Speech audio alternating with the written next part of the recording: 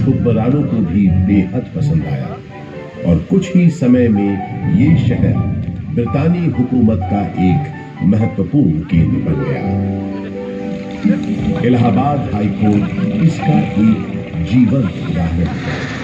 देश के 4 उच्च न्यायालयों में से तो एक ये है ही, इसके अलावा अनेक महत्वपूर्ण और ऐतिहासिक फैसले देने का श्रेय भी इस न्यायालय को जाता है। शिक्षा के प्रसार के लिए अंग्रेजों द्वारा बनाया गया इलाहाबाद विश्वविद्यालय इस शहर को उनका दूसरा महत्वपूर्ण योगदान था। इलाहाबाद विश्वविद्यालय की स्थापना 16 नवंबर पूरब का ऑक्सफोर्ड कहे जाने वाले इस विश्वविद्यालय का शुरुआती नाम न्योर सेंट्रल कॉलेज था। यहाँ का विजयनगरम हॉल और 7 खंडी मीनारें इतनी सुंदर और आकर्षक है कि आते जाते लोगों की निगाहें बरबस अपनी ओर खींच लेती है।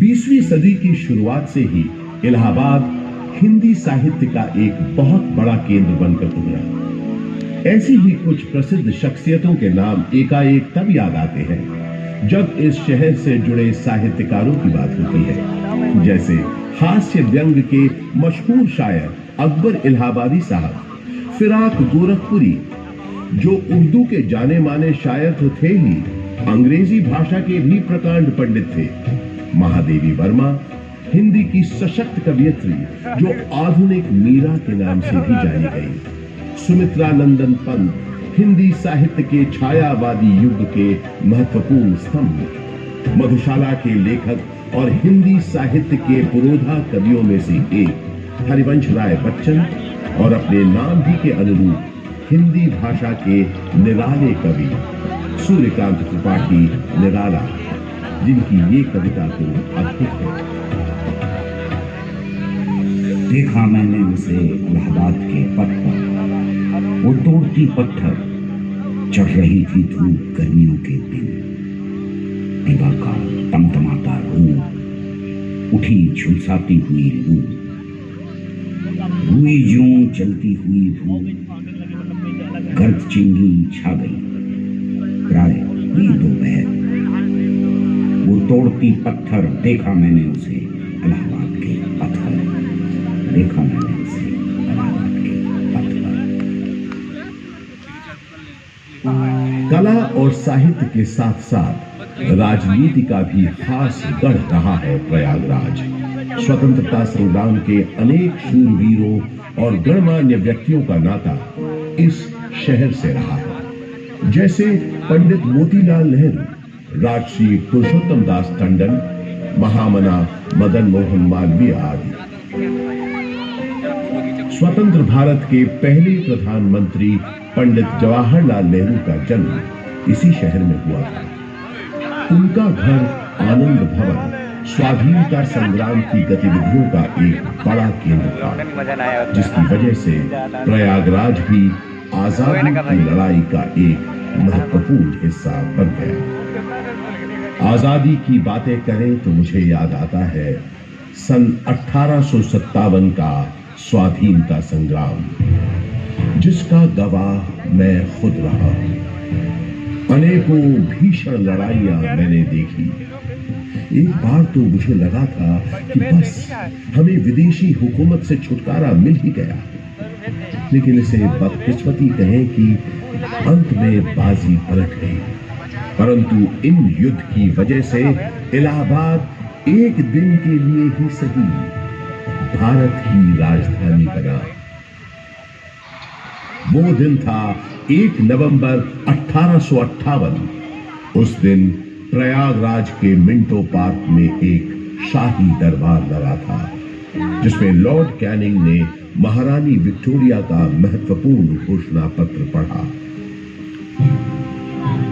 आज 1 नवंबर 1858 के दिन से हिंदुस्तान में ईस्ट इंडिया कंपनी का राज खत्म होता है। अब से इंडिया में मलिका विक्टोरिया का राज होगा। ब्रिटिश ताज की हुकूमत होगी यहाँ।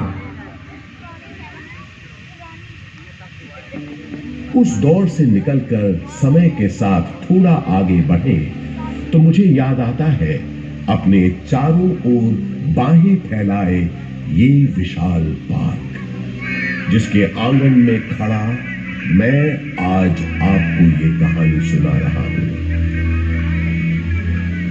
बात सन 1870 की है, जब एडिनबर्ग के ड्यूक एल्फ्रेड साहब इलाहाबाद आए थे। उन्होंने यहां आकर 133 एकड़ के इस बड़े से भूखंड पर एक विशाल पार्क का शिलान्यास किया था। उन्हीं के नाम पर तो इस पार्क का नाम पड़ा है एल्फ्रेड पार्क। ब्रितानवी हुक्मरानों ने इस पार्क के भीतर कई एक महत्वपूर्ण इमारतों का भी निर्माण करवाया। अब जैसे कि ये मशहूर गवर्नमेंट पब्लिक लाइब्रेरी, इलाहाबाद के उस जमाने के कमिश्नर फ्रांसिस ऑटवे मेन एक लाइब्रेरी बनवाना चाहते थे, जिसके लिए उन्होंने मशहूर आर्किटेक्ट रिचर्ड रॉस्किन बीन को बुलवाया और कहा, जरूरी चीज भाई देख। हमने तुमको बोला था ना, हमको एक लाइब्रेरी बनाने का है। आई रिमेम्बर सर, आपने बताया था आपका डियर फ्रेंड और इलाहाबाद का एक्स कमिश्नर मिस्टर कटबर्ट बेंसले थॉर्नहिल का मेमोरी में आपको एक लाइब्रेरी बनवाना है, राइट? यस, थॉर्नहिल खुद एक बहुत काबिल टाउन प्लानर था। आधा इलाहाबाद उसी ने प्लान किया है।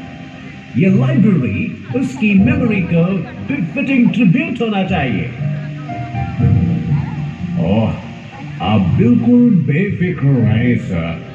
मेरे दिमाग में स्कॉटिश बैरोनियल रिवाइवल स्टाइल की एक ब्यूटीफुल बिल्डिंग का प्लान है, जो एकदम परफेक्ट होगा ट्रिब्यूट देने के लिए।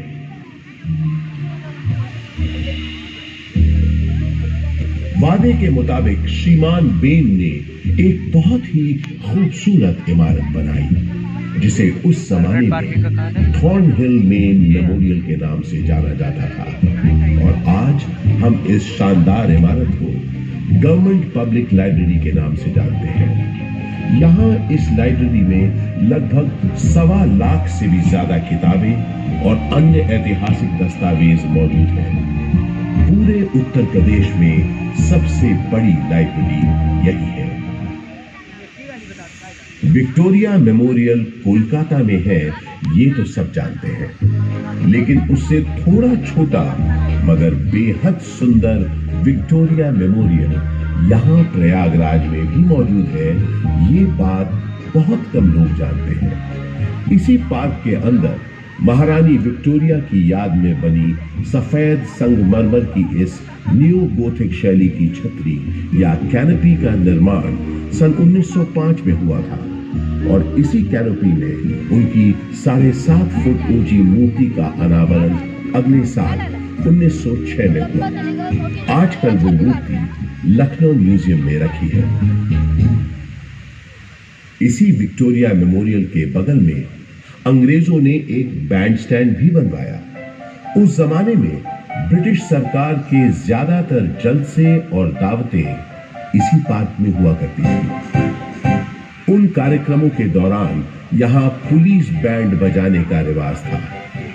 इस संगीत का आनंद अंग्रेजों के साथ साथ कुछ रईस और रसूखदार इलाहाबादी भी लेते थे। ऐसा माना जाता है कि ये बैंड स्टैंड अंग्रेजों को एक बंगाली सज्जन बाबू नीलकमल मित्रा ने भेंट किया था।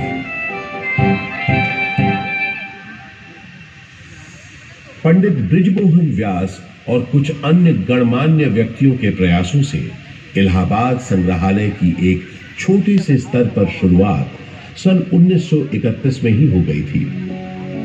एल्फ्रेड पार्क में म्यूजियम के वर्तमान भवन का शिलान्यास पंडित नेहरू ने 14 दिसंबर 1947 को किया, और भारतवर्ष के 4 राष्ट्रीय संग्रहालयों में से एक इलाहाबाद म्यूजियम सन 1954 में आम जनता के लिए खोल दिया गया।